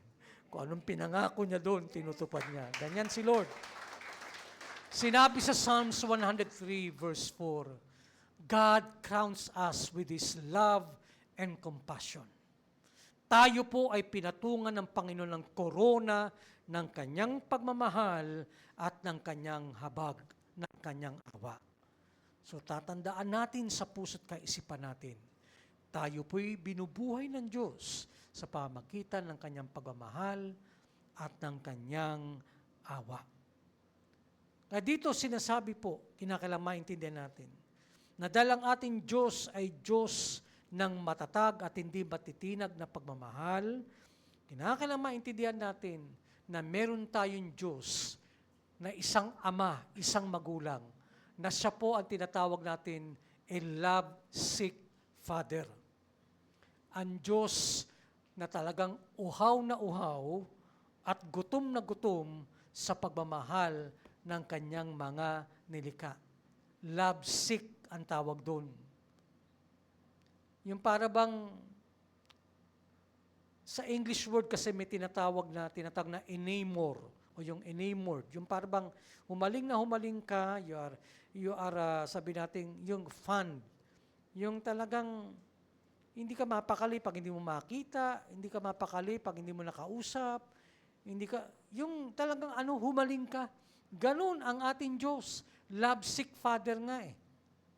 We have a love-sick Father. Bakit? Sa Kanya kasi nagsimula ang relasyon na ito, yung love relationship. Because first and foremost, God is love. Ang Diyos ay Diyos ng pag-ibig. Kita niyo, salamat at ganyan ang ating Panginoon Diyos. Kasi kung talagang, alam mo, pasalamat tayo mga kapatid. Dahil nung tayo po ay pinanganak at namula tayo, salamat, no? Dahil ang bansang Pilipinas, di ba, na-colonize tayo ng mga Kastila. Na-colonize tayo for 300 years. Bagamat may ulterior motive ang mga Espanyol, ginamit nila ang reliyong Katolisismo sa totoo lang para mandambong sa ating bansa. Kasi na-discover lang marami tayong ginto, marami tayong kayamanan. So ginamit nila yung cross na dala-dala nila, yung simbolo ng kanilang reliyon na dala-dala. Ngayon kung titignan natin, mapatid, sa biyaya ng Panginoon, bagat alam natin na maraming mali ang doktrina ng reliyong yan, na galing tayo doon. Pero doon tinitignan mo na napakabuti ng Panginoon. Dahil nasakop tayo kasi kahit papaano, dala-dala nila ang katotohanan ng Kristyanismo. Paano kung mga Muslim ang sumakop sa Pilipinas? Ay, ano tayo ngayon? Sige nga, ano tayo ngayon? Paano kung mga Budismo ang sumakop sa Pilipinas? Ano tayo ngayon? Di ba? Kaya magpasalamat tayo sa biyaya ng Panginoon na meron pa rin pong, sabi natin, kahit kalahati o 1/4 na katotohanan na dala-dala po yung reliyon na yun na sinano sa atin. Kahit papaano, nakapagbigay ito sa atin ng binhi ng buhay sa ating espiritualidad. Kaya tayo po, mga kapatid, ay meron paniniwala sa isang tunay na Diyos sa buhay, ang ating Panginoong Hesus. Salamat, sapagkat ang Diyos ng Kristyanismo, ang Diyos ng Biblia, ay siyang tunay na Diyos. At siya'y Diyos ng pag-ibig. Siya'y Diyos na nagpapatawad, Diyos na nagmamahal, Diyos na nagliligtas, Diyos na nagbabago ng buhay. Amen? Diyos na nagpapagaling ng ating mga karamdaman, Diyos na tumutulong, at pinakilala niya kanya sarili, isa siyang ama, isa siyang magulang, na talagang humaling na humaling sa pagmamahal ng kanyang mga nilikha. Sa ibang reliyon, hindi ganyan. Alam natin na yun yung bulaan, hindi totoo. May reliyon na nagtuturo na kailangan pumatay ka ng 1-2 Kristiyano para ikay umakyat sa langit. May reliyon na nagtuturo na okay lang na 1 dosena yung mapangasawa mo. O anong tinuturo nila doon? Immoralidad. May ganong reliyon.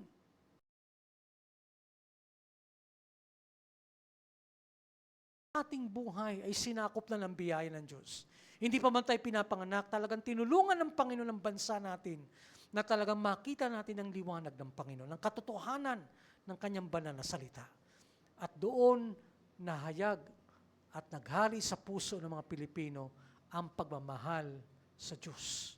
Sapagat ang Diyos na nagpahayag sa atin ay Diyos ng pag-ibig. Sinabi sa Hosea chapter 6 verse 6, ito ang sinabi ng Panginoon.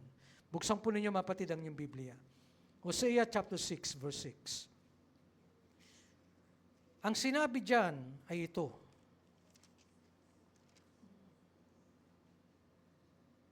Dahil ang ating Diyos ay isang amang humaling na humaling sa pagmamahal sa atin. A lovesick Father, a lovesick God.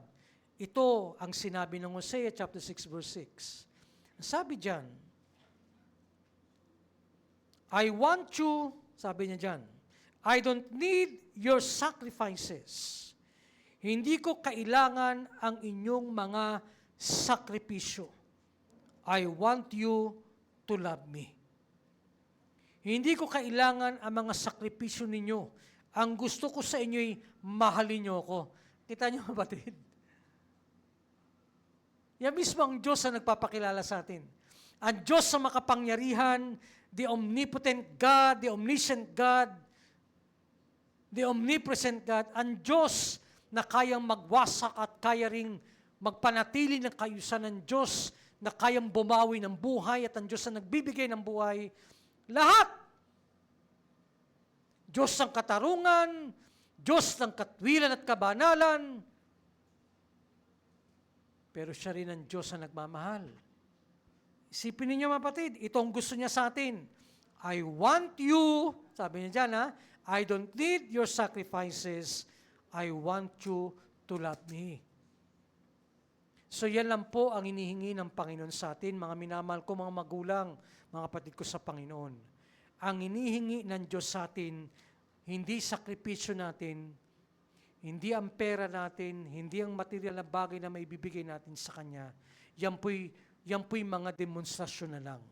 Yan po'y mga konkreto na lamang na ebidensya ng pagmamahal na meron tayo sa Panginoon. Pero ang unang-una ng Diyos na hiningi sa atin, hindi sakripisyo natin, hindi paghihirap natin, kundi mahalin natin siya.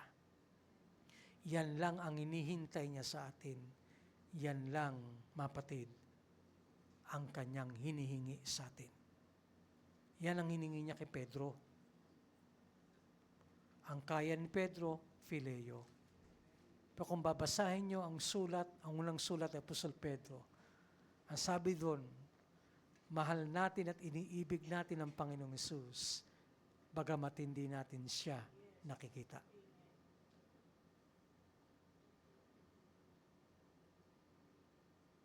Diba naranasan natin yon? Salamat sa Panginoon. Imaginin mo, dati nung tayo nasa lumang pangreliyon, sinanay tayo, yung iba't ibang muka ng mga rebulto. Akala natin yun ang tunay na Diyos. Yun na lang pag-depict nila sa Panginoong Hesus, yung paglalarawan nila sa Panginoon. Iba-iba itsura. May maitim, yung Nazareno. Merong bata, hindi mo maintindihan. Merong maputi. Iba-iba. Mga talagang, sabihin natin talaga, idolatry. Dahil sa ating natural na pagkatao, sa ating makasalanang pagkatao, lagi tayo naghahanap ng konkretong demonstrasyon na mapapagtukuyan at mapapag-focus natin ng ating pong pagpaningin at paniniwala. Kaya nga sinamantalayan ng kaaway. Pero sabi ng Panginoon, walang nakakita sa Diyos. Amen? Ang Diyos ay espiritu at katotohanan. Hindi siya sinasamba sa ganitong lugar lamang. Hindi siya sinasamba dito sa templo, simbang itong maganda at napakalinis, napakabangot, mamahalin. Hindi doon ang Diyos. Hindi pwedeng sabihin na dito nyo lang sambihin ng Diyos. Hindi pwedeng sabihin ang Panginoon dito lang makikita at maramdaman. Hindi. Nobody can monopolize the presence of God. Hindi natin magagawa yan. Ang sabi ng Panginoong Hesus, darating ang panahon na mga tunay na sumasamba sa Ama, sasamba sa Kanya sa Espiritu at katotohanan.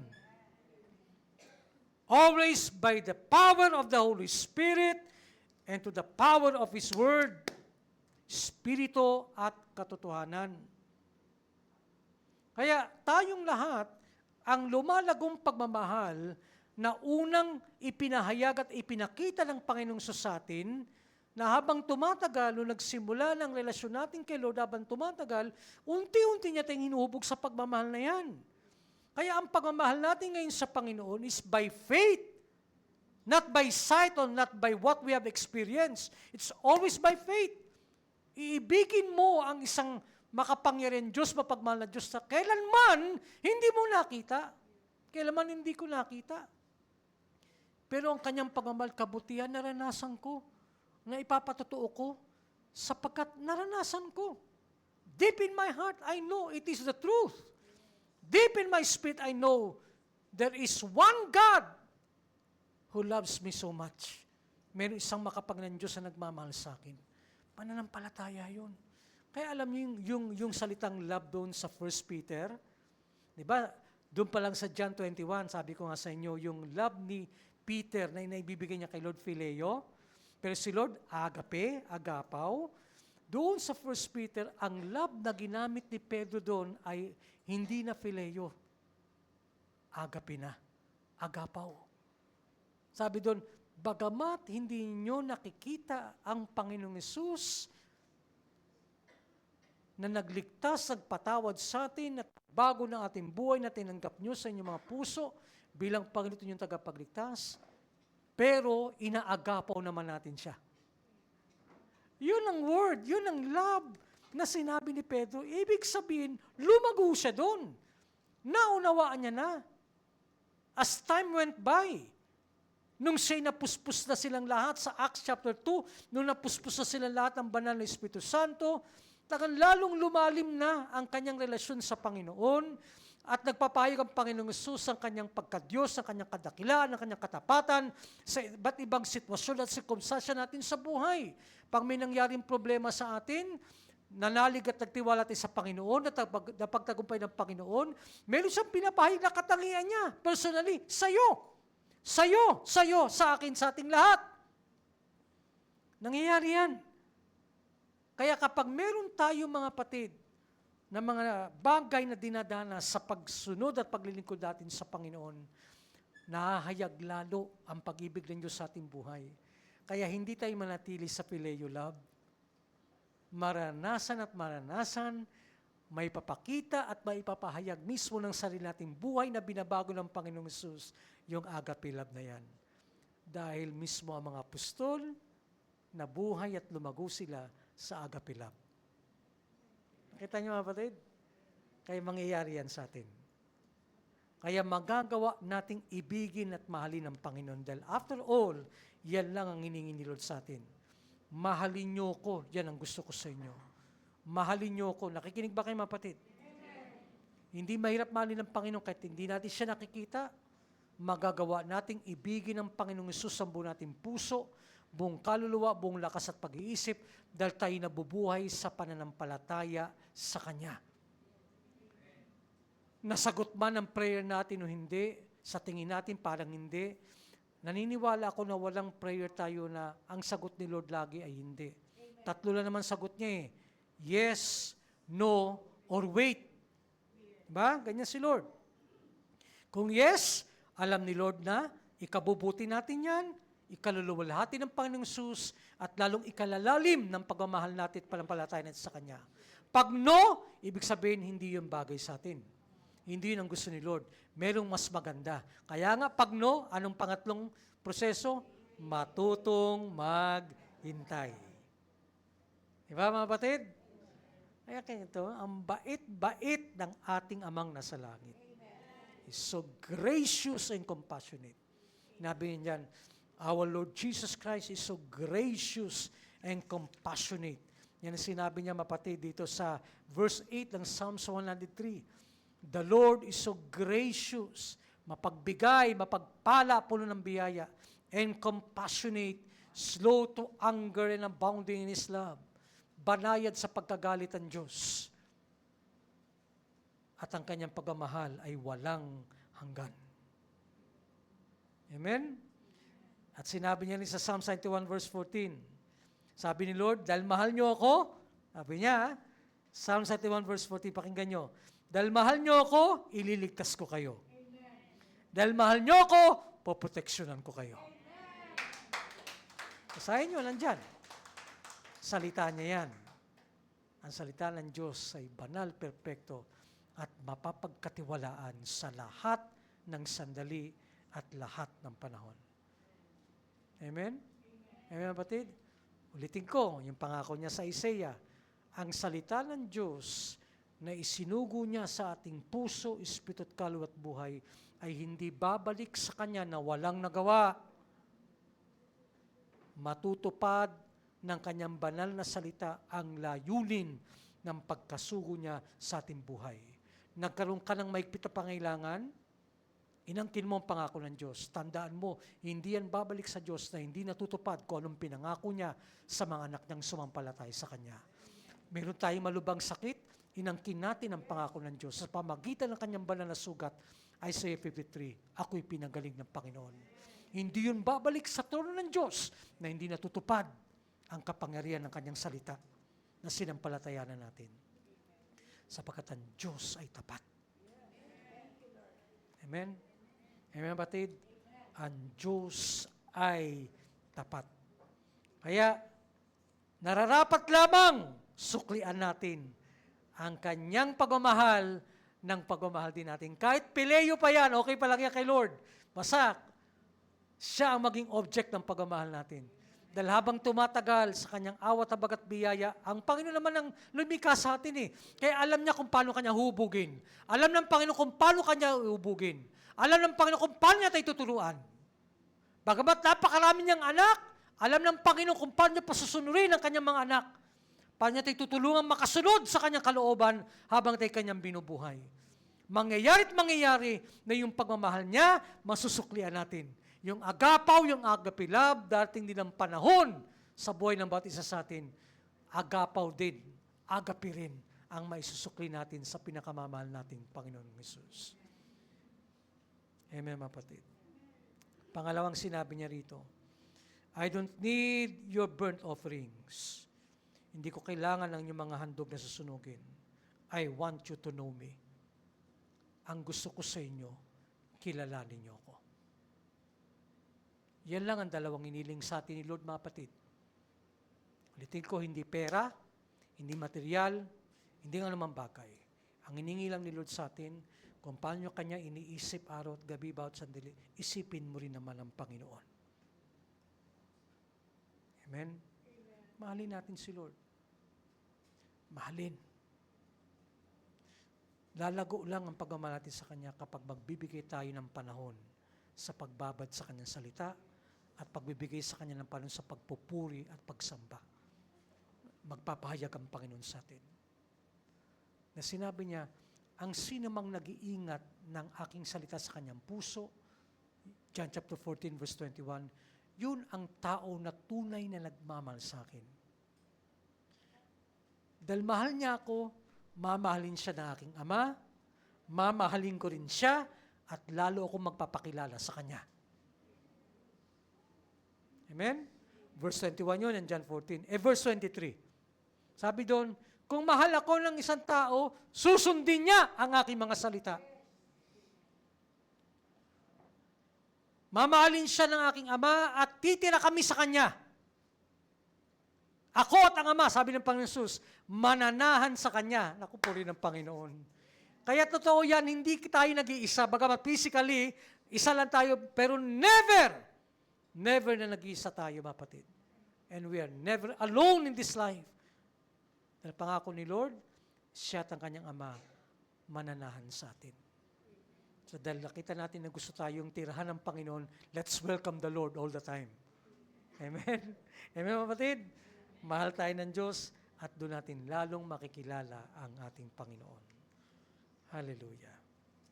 At pinakauli, let me share this to you. Di ba kanina sabi, pinatungan niya tayo ng korona ng Kanyang pag-ibig at korona ng Kanyang awa. Sabi po sa 2 Corinthians chapter 1 verse 3 to 4, sabi diyan, Praise be to God and Father of our Lord Jesus Christ, the Father of compassion and the God of all comfort, who comforts us in any trouble with the comfort that we have received from God, so that we can comfort also those in any trouble, in the same manner when we were also in trouble. Sabi doon, purihin ang Ama at Panginoon ng ating mahal na Panginoong Hesus, ang Ama ng lahat ng awa at ang Diyos ng lahat ng kaaliwan. Sabi kanina, Psalm 103 verse 4, pinapatungan tayo ng Diyos ng korona ng kanyang pagmamahal at ng kanyang habag. Tandaan natin, yan lang ang bumubuhay sa atin araw-araw. Pagmamahal ng Diyos at awa ng Diyos. Kaya minsan madalas sasabi natin, may awa ang Panginoon, sige anak, mag-aral ka lang, makakatapos ka rin. May awa ang Panginoon, paglabas mo dyan, meron kang makikitang blessing. May awa ang Panginoon, pag nag-apply ka, matatanggap ka rin. Nagiging salita na natin yung mga Pilipino, may awa ang Diyos, kasi totoo. Sapagkat siya Diyos ang awa. Amen, mga kapatid?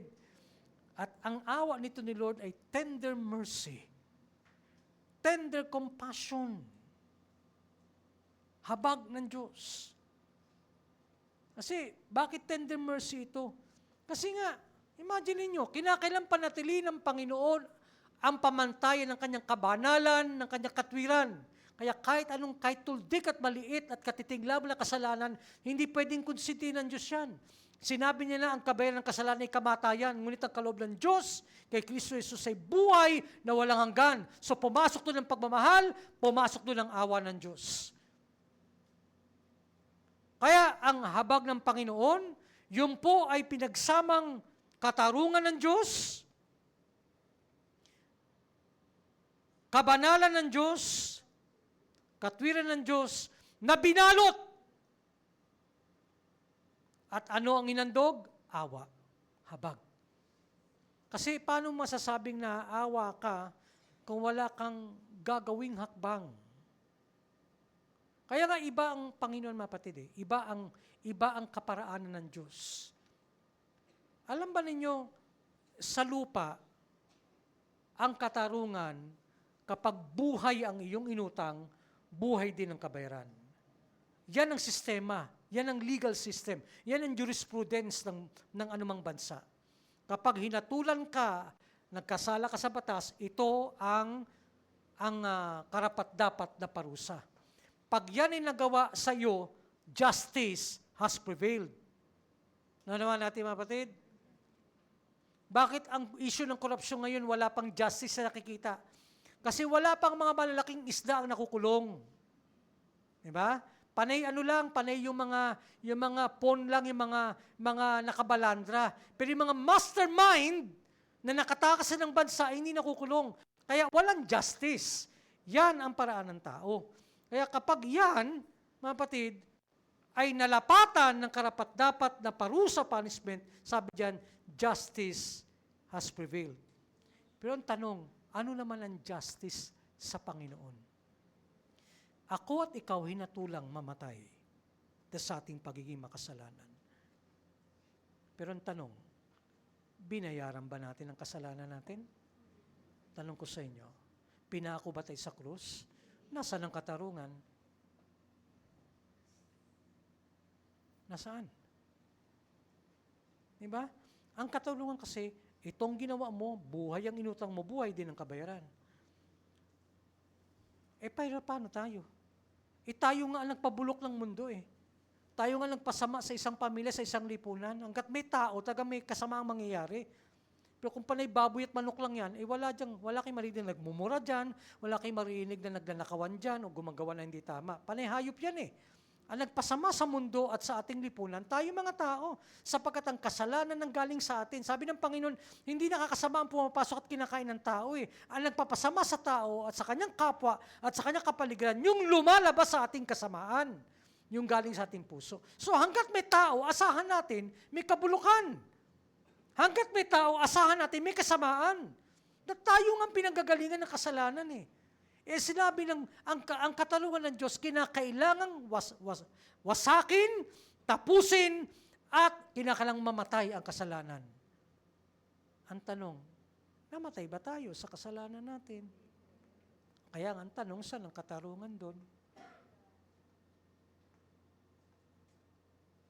Hirap isipin, ano? Kahit ako nahirapan ako, namamanga talaga ako. Pero sa halip na katarungan ng pinairal ng Diyos, anong pinairal niya? Pagpapatawad. Pagpapatawad. Inahanap ko saan, Lord, ang katarungan. Kasi kinakailangan masatisfy eh. Kinakailangan hindi magkamali ang Diyos. Hindi talaga siya nagkakamali. Pero nasaan ang katarungan? Alam niyo kung saan ang katarungan? Mga kapatid, sabihin ko sa inyo, na nasatisfy yung katarungan, yung hinihingi ng antas ng kanyang kabanalan, ng kanyang liwanag at katwiran. Alam niyo kung nasaan ang katarungan? Nasa krus. Nasa krus ng Kalbaryo. Nung namatay ang Panginoong Jesucristo. Sapagkat sa kanyang kamatayan sa krus, napalubag niya ang loob ng ating Amang nasa langit.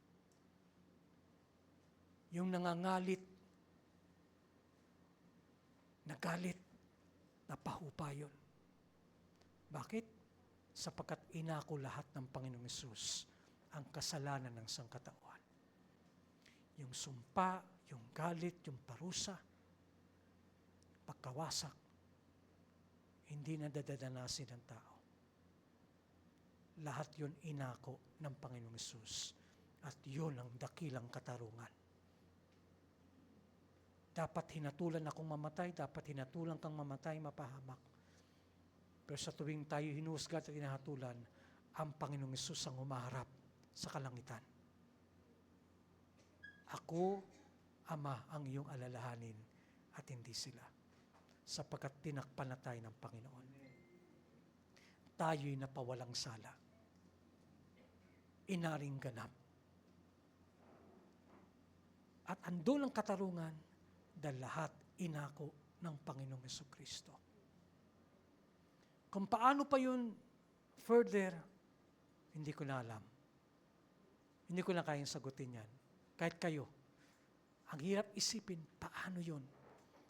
Wala na akong magagawa. Ang tangi ko lang gawin, sumamba, pasalamatan ng Panginoon. Magpuri sa Kanya. Ipamuhay ang Kanyang pagmamahal. Na kung paano ko pinatawad ng Diyos, magpatawad din ako sa mga nagkasala sa akin. Kung paano ang Panginoon napakabuti sa akin, maging mabuti rin tayo sa ating kapwa. Yan lang naman hinihintay ni Lord sa atin. Pagmamahal. Na kung anong ginawa sa ating pagmamahal, mahalin din natin ating magulang, kapatid, pamilya, kapatiran nating kapitbahay, kahit sino. Magpatawad tayo gaya ng pagkapatawad ng Diyos sa atin. At mabuhay tayo sa awat habag. Nasabi ng Panginoon lang, kailangan ko sa inyo maging maawain kayo. Dahil ang Diyos natin ay maawain. Pinatungan tayo ng Diyos ng korona ng kanyang pagmamahal at ng kanyang awat habag. Mabuhay tayo bilang mga mapagmahal at maawaing mga anak ng Diyos. Pagpalain tayo ng Panginoon.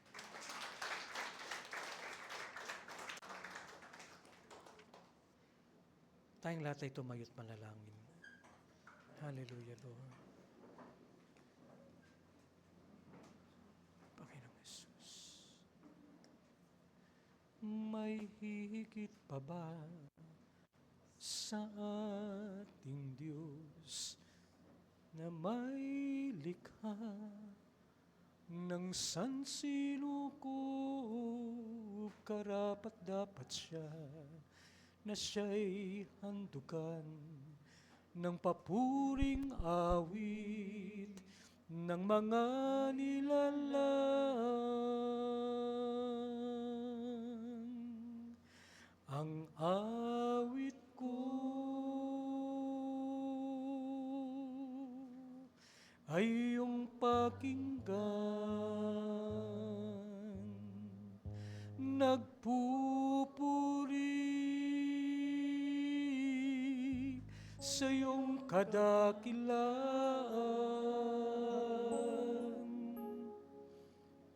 Bagamat ako'y ay makasalanan,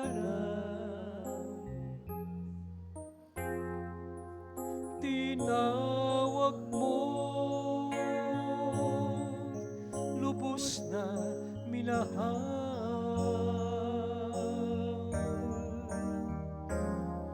May hihigit pa ba sa ating Diyos na may likha ng sansinuko?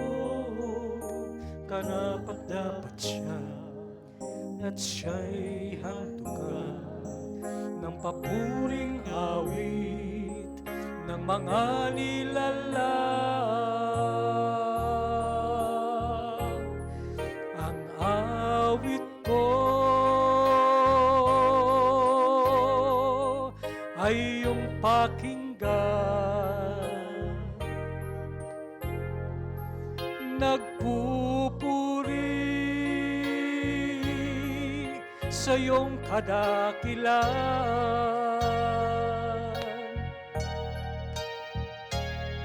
Bagamat ako ay makasalanan, tinawag mo,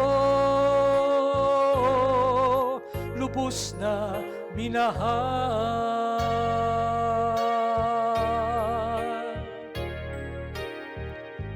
Pinupuri kita,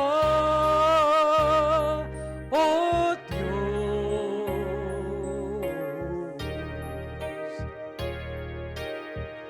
Sinasamba kita, O Diyos.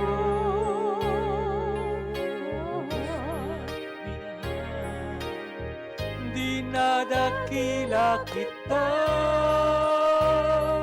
O Diyos. Lubos na minahal. Pinupuri kita, O Diyos.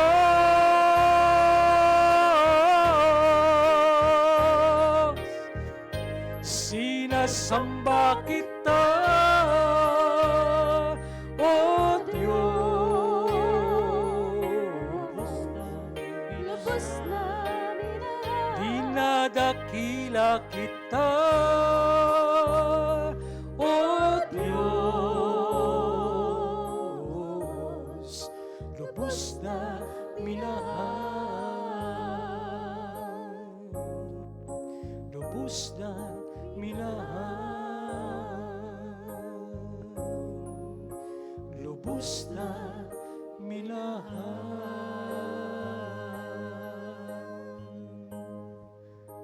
Manalangin tayo, sabi natin, Panginoong Hesus, maraming po salamat. Ang buhay ko ay nakabukas sa lahat ng peligro, sa lahat ng pagsubok, sa lahat ng masasama, sa lahat ng kapigatian, luha at pasakit naranasan ko. Subalit, Panginoon, sa bandang huli, ako'y nabubuhay sa katotohanan na hindi pala ako nag-iisa.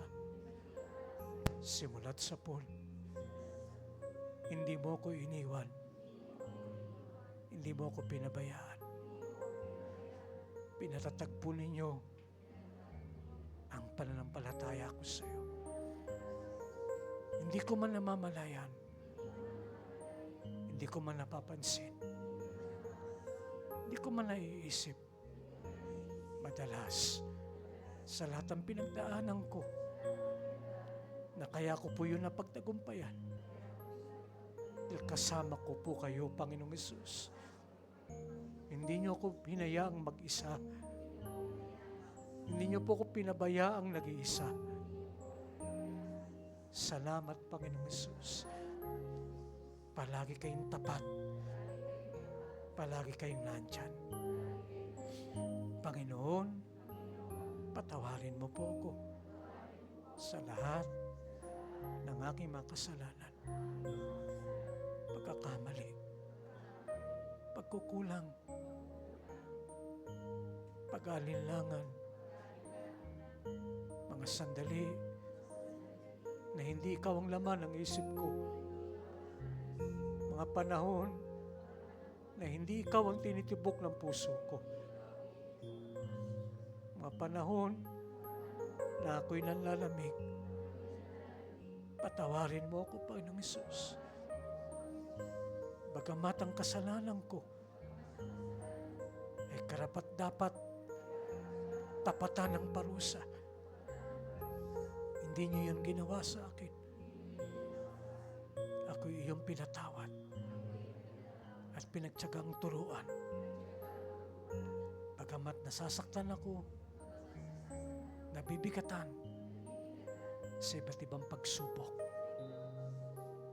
tinatanggap ko po yun, Panginoong Hesus, sapagkat yun ay disiplina mula sa iyo para ako'y matuto na gumalang at rumispeto sa iyo. Matuto po ako na matakot sa inyo habang ako'y iyong binubuhay,